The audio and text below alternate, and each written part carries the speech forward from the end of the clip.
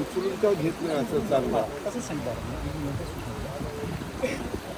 वरनं नेहमी किती पाणी येतं? खूप मोठं आहे कायम एवढंच पाणी अरे तसं नाही रे, किती वर वेळेस काय पाणी आहे? येतं? वर 2 तलाव आहेत, 2 गाव आहेत. MI टँक आहे, नाही आपला पाझर पाझर तलाव. वर्षात किती पाणी जवळपास 5-6 पाणी पुढं करेवटी बंद होतं आता जायलाच नाही, कारण हा रोड पुन्हा डोंगर तिने पुढे असतील जातो. गिन्नतगड रोजांना रोड आहे हा पूर्ण करेवटी बंद होतो नारायणगडाला. बरं तुम्ही आता चीफ इंजिनियर आहात, तुम्ही मला सांगा ते गाडीची लेवल आहे तिथून असा उंच हे केला आर्चचा ब्रिज केला तर किती खर्च येईल त्याला?